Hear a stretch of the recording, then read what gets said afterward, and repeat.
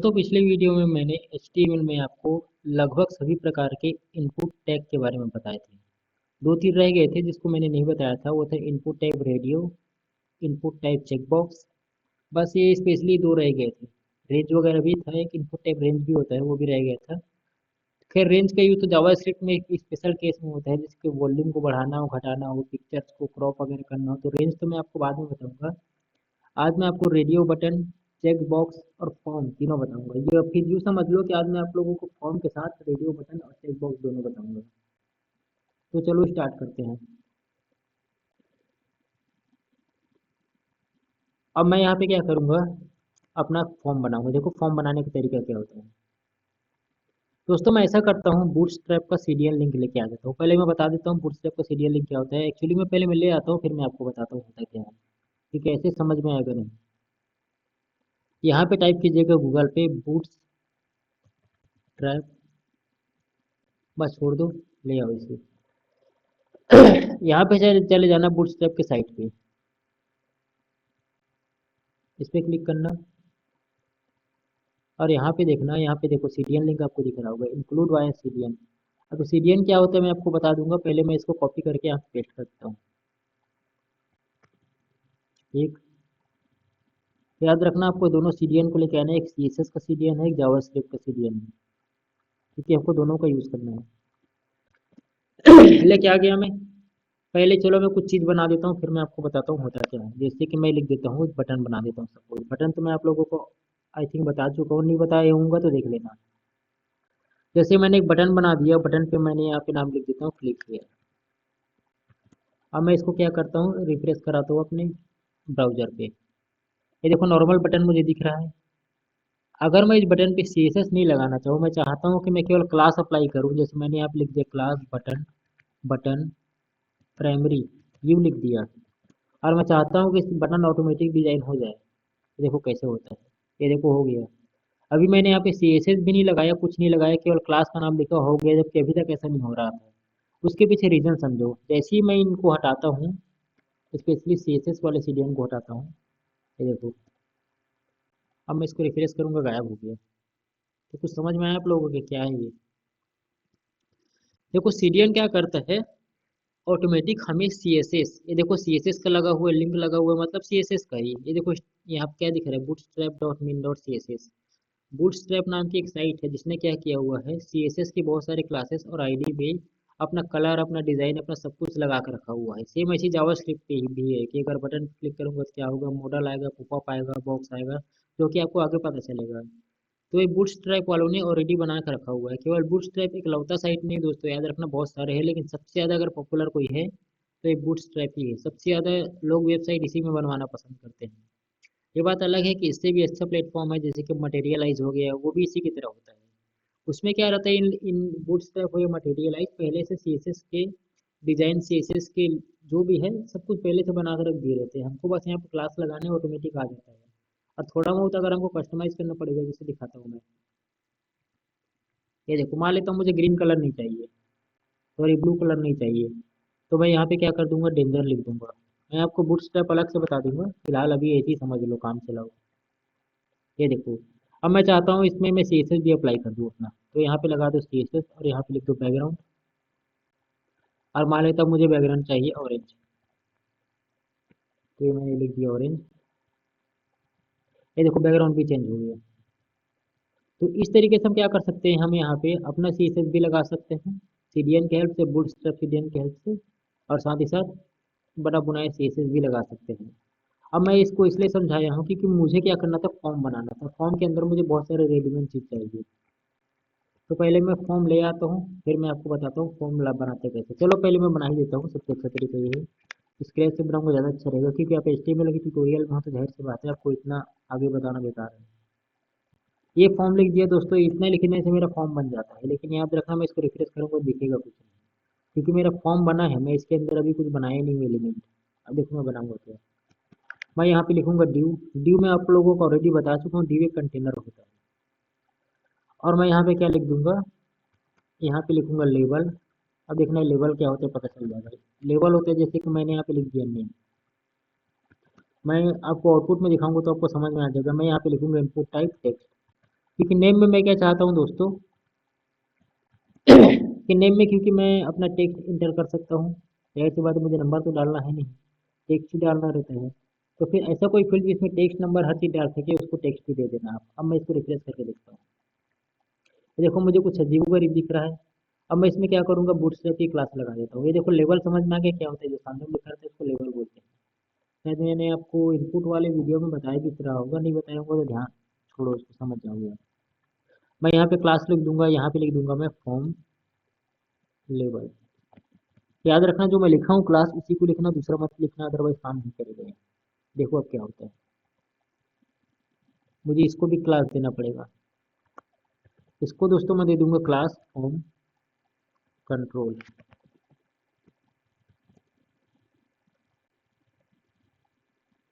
ये देखो ये नीचे आ गए मेरे, ये देखो ये ऊपर चला गया, ये नीचे आ गया।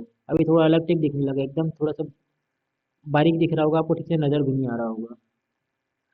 तो ये बूटस्ट्रैप का कमाल होता है दोस्तों, ये डिजाइनिंग में काम आता है। मैं इसको थोड़ा सा डिजाइन करने के लिए थोड़ा इसको और अच्छा बना लेता हूँ बूटस्ट्रैप में लगा के, कुछ इसके क्लास यूज़ करके। देखो मैं क्या यूज़ करूँगा, मैं यहाँ पे फॉर्म को एक डिव के अंदर बंद कर दूंगा, क्योंकि मैं चाहता हूँ मेरा फॉर्म एक कंटेनर के अंदर पैक हो जाए, ताकि जब मैं एक जगह CSS लगाऊँ तो पूरे फॉर्म पर अप्लाई होगा। अगर मैं इस कंटेनर पे लगाऊँ तो जैसे मैं इस कंटेनर को क्लास दे दूंगा कंटेनर। अब देखना ये देखो इतना बड़ा दिख रहा है ना, छोटा हो जाएगा। ये देखो इतने में आँख से मर गया ये। उम्मीद करता हूँ आपको समझ में आ गया होगा। तो ड्यू में भी अब हमको क्या कर देना है, क्लास फॉर्म, और यहाँ पे दे देना है ग्रुप।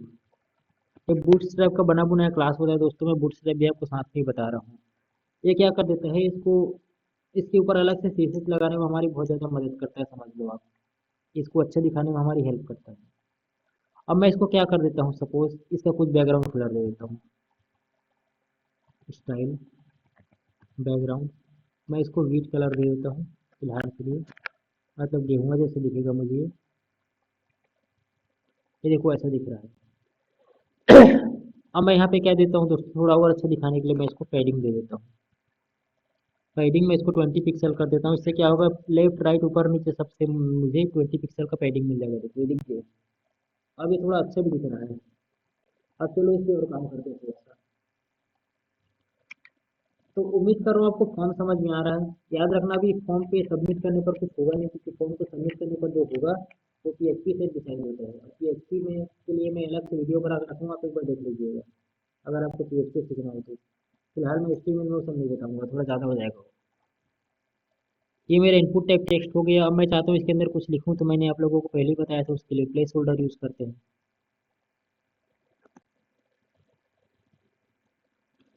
मैं यहाँ पे लिख देता हूँ एंटर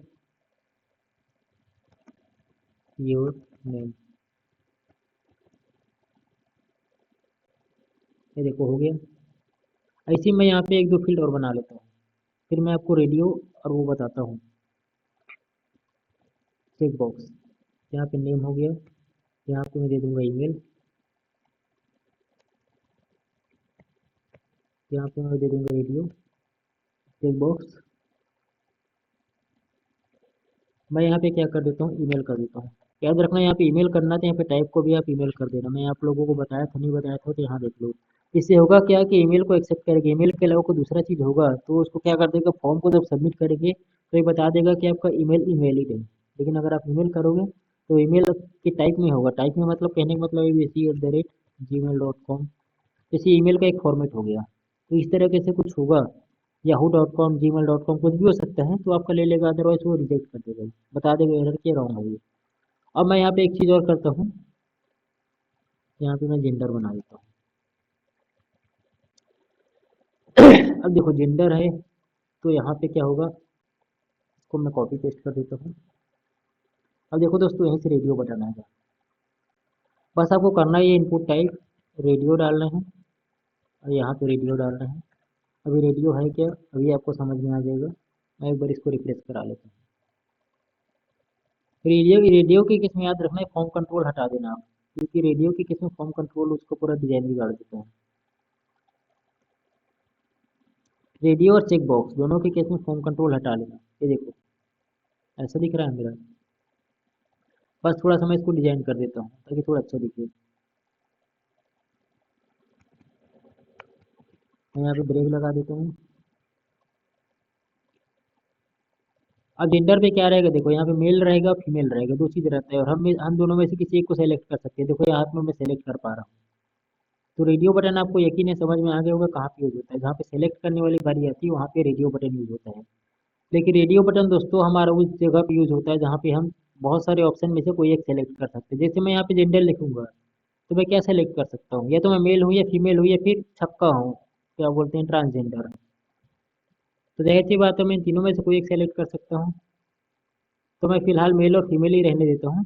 अब देखो ऐसे में क्या करते हैं, अगर आपके पास ऐसा ऑप्शन आ जाए जहाँ पे रेडियो बटन हो और आपको मल्टीपल ऑप्शन में से कोई एक सेलेक्ट करना हो, तो यहाँ पे नाम आप सेम सेम दे देना। सबका जेंडर दे दिया जैसे आपने, यहाँ पे हो गया जेंडर, तो इसको भी जेंडर ही देना। बस यहाँ पे आपको मेल और फीमेल डिफाइन करने के लिए करना क्या है, जैसे मैं आपको स्टार्टिंग पे यहाँ पे लिख देता हूँ, इस पेन दे देता हूँ एक, यहाँ पे मेल लिख दिया मैं, इस पेन दे देता हूँ, यहाँ पे मैं फीमेल लिख दिया। ये हमको सिर्फ इतना करना है, नाम को सेम रखना है, और बाकी देखो इसका चमत्कार क्या होता है। अब मैं क्या करूँगा, यहाँ पे क्लिक करूँगा तो ये मेल सेलेक्ट हो गया, यहाँ पे क्लिक करूँगा तो देखो ये डिसेलेक्ट हो गया अपने आप। अब मैं किसी एक को सेलेक्ट कर सकता हूँ, दोनों को नहीं कर सकता, क्योंकि हुआ क्या कि मैंने दोनों का नाम सेम कर दिया। अब रेडियो के केस में या तो ये सेलेक्ट होगा या वो सेलेक्ट होगा, जिसका जिसका नाम सेलेक्ट हो मतलब है, और टाइप रेडियो अगर है तो इनमें से कोई एक ही सेलेक्ट हो पाएगा। अब मैं क्या चाहता हूँ, मेल पे क्लिक करूँ, इस लिखा हुआ मेल पे यहाँ पे, तो भी सेलेक्ट हो जाए। आपने देखा होगा कई सारे फॉर्म में यहाँ पे सेलेक्ट करते हैं, जो लिखा हुआ रहता है तो वो भी सेलेक्ट हो जाता है। तो उसके लिए मुझे करना क्या होगा, यहाँ पे फॉर लगाना होगा। और फॉर में क्या देना पड़ता है, इस इनपुट बॉक्स की आईडी देनी पड़ती है। तो मैं इसका नाम सपोज दे देता हूँ मेल, और मुझे बस क्या करना होगा, यहाँ पे आईडी मेल दे देना।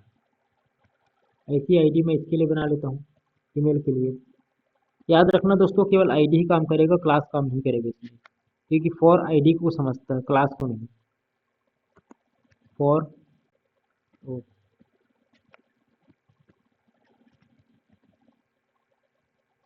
फीमेल। अब चलो देखते हैं। अब देखो मेल पे, एक सेकेंड काम क्यों नहीं कर रहा है, सॉरी सॉरी सॉरी, एक्चुअली में इस पे नहीं रह गया, लेबल रह गया, गलती मुझसे हुई थी। जब ये लेवल रहेगा तभी ये काम करेगा, अदरवाइज काम नहीं करेगा, याद रखना।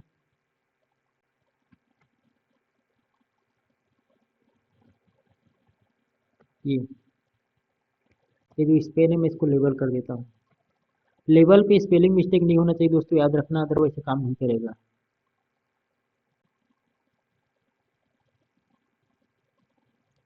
कहीं पे कुछ एक्स्ट्रा आ रहा है क्या, अच्छा हाँ,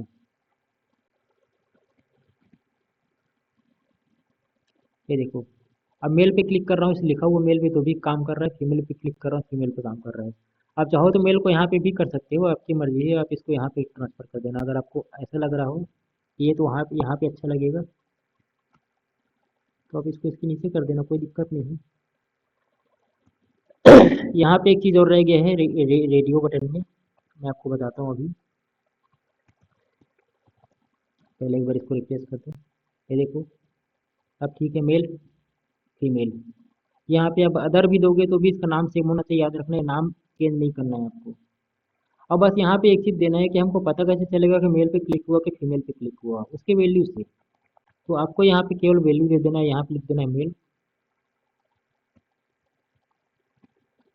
और यहाँ पे लिख देना है वैल्यू फीमेल।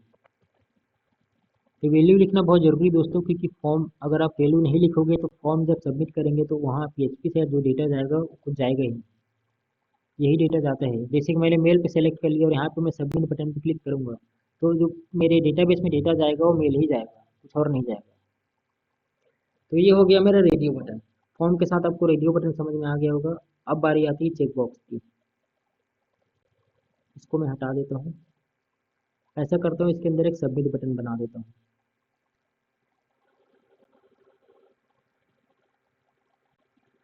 यहाँ पे आपको क्या करना है, बटन लिखना है और बटन का टाइप यहाँ पे दे देना है सबमिट। ये टाइप सबमिट और इसका क्लास दे देते हैं क्लास बटन। बटन मैं इसका प्राइमरी कर देता हूँ, ऐसा कर देता हूँ, सक्सेस लिख देता हूँ ताकि थोड़ा अलग दिखे, आप लोगों को लगे कि कुछ अलग सीख रहे हैं। ये देखो मैं ऐसा करता हूँ, इसको थोड़ा नीचे करने के लिए बी आर टैग लगा देता हूँ।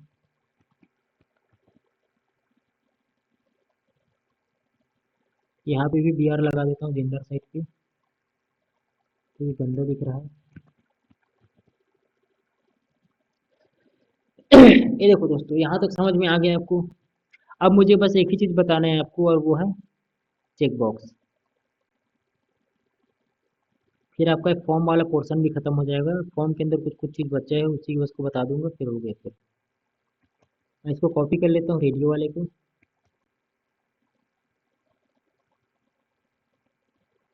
अब देखो चेक बॉक्स क्या होता है। अगर मुझे एक से ज़्यादा सेलेक्ट करना पड़ गया, जैसे मान लेता हूँ who is your favourite actor, ये आ गया और यहाँ पे ऑप्शन आ गया सलमान, यहाँ पे आ गए शाहरुख। ऐसी मैं दो तीन नाम दे देता हूँ, हो सकता है कुछ लोगों को ये पसंद भी ना हो तो बुरा मत मानना, मैं केवल ऐसे ही सिखाने के लिए दे रहा हूँ।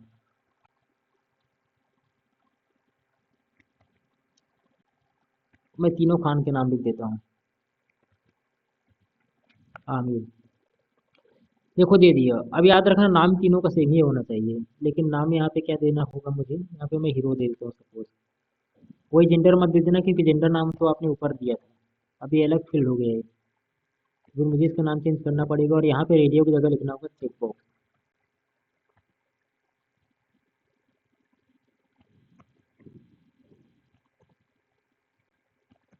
और यहाँ पे जो वैल्यू है, यहाँ पे उसका नाम भी आपको चेंज करना पड़ेगा क्योंकि वैल्यू भी जाएगा उधर। सलमान, शाहरुख, आमिर। अब चलो देखते हैं इसको रिफ्रेश करके क्या होता है। ये देखो फिर वही बाहर चला गया कहीं पे कुछ, खैर छोड़ो बाहर चला गया, उसको बाद में देखेंगे। मुझे लगता है शायद मैं इसका, हाँ इसका एक ड्यू गायब हो गया इसलिए ऐसा हुआ है। अरे यार,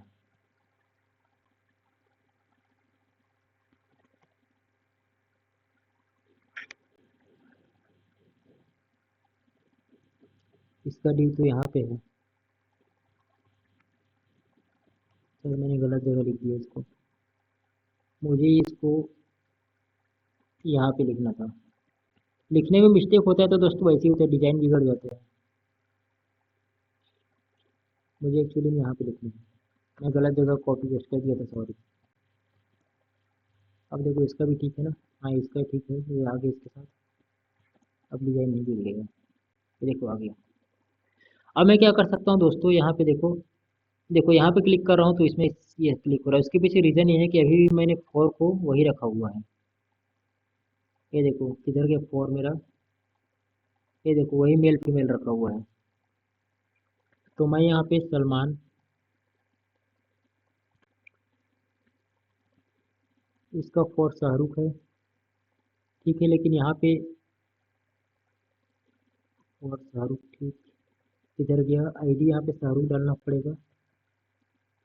और यहाँ पे क्या लिखा हूँ, फॉर सलमान लिखा हूँ, तो यहाँ पे भी सलमान मुझे डालना पड़ेगा। सलमान सलमान हो गया, हीरो हीरो हो गया, चेक बॉक्स हो गया। गलती से अगर कुछ रह जाए तो आप लोग ठीक कर लेना इसको, बस इतना तो समझ ही गए होगे यहाँ तक पहुँचने के बाद। यहाँ पे जैसे, यहाँ पे मुझे शाहरुख डालना होगा, यहाँ पे मुझे आमिर डालना होगा, और एक फॉर जो है इसकी जगह मुझे यहाँ पे डालना होगा। अब देखते हैं, ये देखो अब इस पे क्लिक कर रहा हूँ तो ये आ रहा है, इस पे क्लिक कर रहा हूँ तो ये आ रहा है, इस पे क्लिक कर रहा हूँ तो ये आ रहा है, इस पे कर रहा हूँ तो देखो दोनों में से किसी एक को कर पा रहा हूँ मैं। तो चेक बॉक्स का मतलब क्या होता है, ऐसा चेक बॉक्स जिसमें हम मल्टीपल टिक कर सकते हैं। जैसे इसमें मैंने तीनों को टिक कर दिया, दो को कर सकता हूँ, एक को कर सकता हूँ, मेरी मर्जी। और अगर मेरे सामने ऐसा ऑप्शन है फॉर्म में जिसमें मैं किसी एक को ही सेलेक्ट कर सकता हूँ, जैसे कि हमारा जेंडर हो गया, तो ऐसे केस में हम रेडियो को यूज़ करेंगे। तो उम्मीद करता हूँ कि जो फॉर्म में जो इनपुट टैग रह गया तो आपको समझ में आ गया होगा। अब बचा हुआ फॉर्म का जो बचा हुआ हिस्सा थोड़ा बहुत है वो, उसमें क्या करना है। देखो याद रखना, बटन टाइप आपको हमेशा सबमिट देना है। जब सबमिट दोगे तो फॉर्म ये क्या होगा, ये PHP वाले पेज पे जाएगा। जैसे ही ये फॉर्म भरते हुए देखा होगा आपने, इसको सबमिट किया होगा, पेज रिलोड होता है, फिर आपका डेटा सक्सेसफुली सेव ऐसा करके आ जाता है। तो ये जब तक टाइप सबमिट नहीं करेंगे तब तक नहीं होगा ये। एक और तरीका होता है जिसमें टाइप नहीं देना पड़ता है, एजेक्स होता है। एजेक्स में आपको फ्यूचर में बताऊंगा, अभी कोई मतलब नहीं है। अब देखो मुझे फॉर्म में देना क्या होगा, अब मुझे फॉर्म पे देना होगा एक एक्शन टेक। जैसे मान लेता हूँ मैं लिख दिया abc.php। अब देखो होता क्या है abc.php, मैं इसको क्लिक किया, इस पर कुछ भी भर लेता हूँ मैं। देखना ईमेल की टेस्टिंग यहीं पे हो जाएगी। ये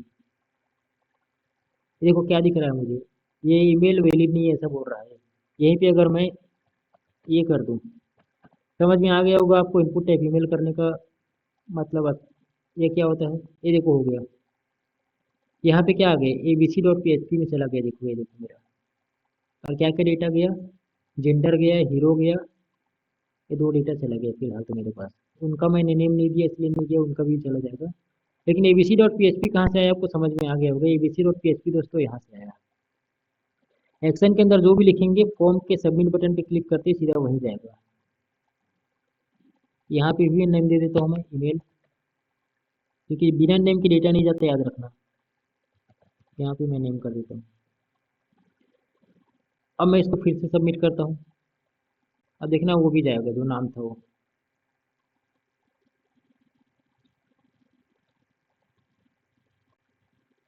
ये देखो क्या क्या जा रहा है। अब मेरा नेम जा रहा है abc.php में, ईमेल जा रहा है, और मेरा जेंडर जा रहा है मेल, और हीरो में ये देखो दोनों सेलेक्ट किए हुए दोनों जा रहा है। तो ये वो दोस्तों होता है गेट रिक्वेस्ट। गेट रिक्वेस्ट में क्या होता है कि जो डेटा हम भेजते हैं फॉर्म के थ्रू हमको दिखाई देता है, लेकिन याद रखना हम जब फॉर्म फिल करते हैं तभी हमको कभी डेटा दिखाई नहीं देता हमको, क्योंकि गेट रिक्वेस्ट के थ्रू अगर हम डेटा भेजेंगे तो आसानी से हैक हो सकता है। तो हम यहाँ पे क्या कर देते हैं, मेथड लिखते हैं यहाँ पे और यहाँ पे डाल देते हैं पोस्ट।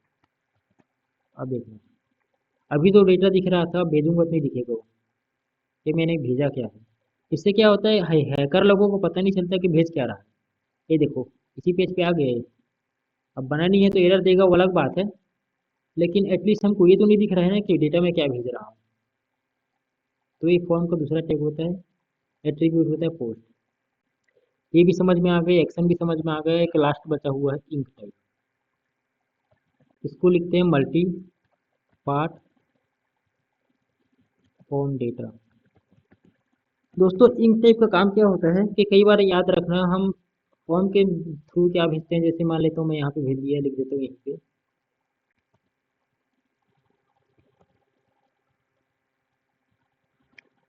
मैंने यहाँ पे लिख दिया फोटो, या कोई भी फाइल अपलोड लिख देता हूँ। तो याद रखना इनपुट टाइप हमेशा फाइल रहेगा यहाँ पे। इनपुट टाइप जब तक फाइल नहीं करोगे तब तक वो फोटो अपलोड करने का या फिर डॉक्यूमेंट अपलोड करने का नहीं देगा। ये लिख दिया मैं। अब प्लेस होल्डर यहाँ पे होना जरूरी नहीं है, क्योंकि वो कुछ लिख के आएगा नहीं। देखो मैं रिफ्रेश करके दिखा देता हूँ। याद रखना दोस्तों, अगर आपको फोटो या कोई भी डॉक्यूमेंट लेना है तो आपको इनपुट टाइप हमेशा फाइल रखना पड़ेगा। ये देखो चूज फाइल आ गया। अब मैं यहाँ से क्या करूँगा, कोई भी फाइल चूज कर सकता हूँ अपने हिसाब से, और उस फाइल को चूज करने के बाद क्या करूँगा, वापस वहाँ पे भेज सकता हूँ। और तब तक नहीं जाएगा जब तक मैं यहाँ पे, किधर गया मेरा enctype multipart form data ना रखूँ, तब तक कि फाइल का डेटा मुझे PHP में नहीं मिलता। अभी PHP नहीं बता रहा हूँ इसलिए मैं इसको करके नहीं दिखा रहा हूँ, कोई मतलब नहीं होगा। तो आज के लिए बस इतना ही। अगर आप हमारे चैनल पर नए हैं तो चैनल को सब्सक्राइब कर लीजिए। मिलते हैं नेक्स्ट वीडियो में। बाय।